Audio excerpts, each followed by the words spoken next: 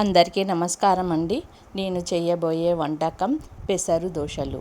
పెసరు దోశలకు కావలసిన పదార్థాలు: ఒక పాత్రను తీసుకొని అందులో 1 గ్లాసు బియ్యము తీసుకోవాలి. ఇవి రేషన్ బియ్యము. ఇంకొక పాత్రలో 2 గ్లాసుల పెసలు తీసుకోవాలి. పెసలు తీసుకొని ఈ 2 బియ్యాన్ని పెసలని మంచిగా నీట్గా కడుక్కొని ఈ రాత్రంతా నానబెట్టుకోవాలి. రాత్రి నానబెట్టిన తర్వాత ఇలా మంచిగా నానుతుంది. తర్వాత దీన్ని తీసి గ్రైండర్లో వేసుకోవాలి. గ్రైండర్లో మెత్తగా రుబ్బుకోవాలి.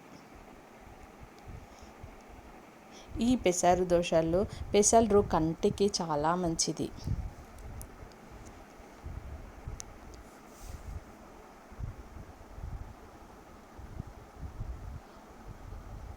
పెసరు దోశలకి 5-6 పచ్చిమిర్చీలని తీసుకొని నీట్గా కడిగి చిన్న చిన్న ముక్కలుగా కట్ చేసుకొని ఇట్లా గ్రైండర్లో వేసుకొని మెత్తగా నూరుకోవాలి.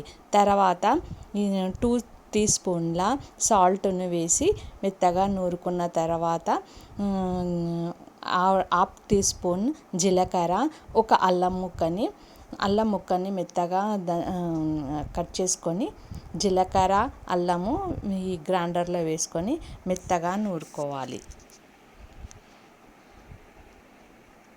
మెత్తగా నూరుకున్న తర్వాత ఒక స్టవ్ పైన పెనం పెట్టుకొని స్టవ్ వెలిగించుకోవాలి.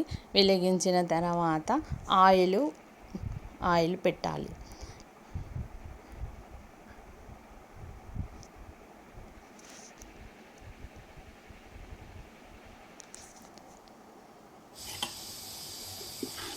ఆయిల్ పెట్టిన తర్వాత ఇలా దోశ పిండిని వేసి దోశలు వేసుకోవాలి.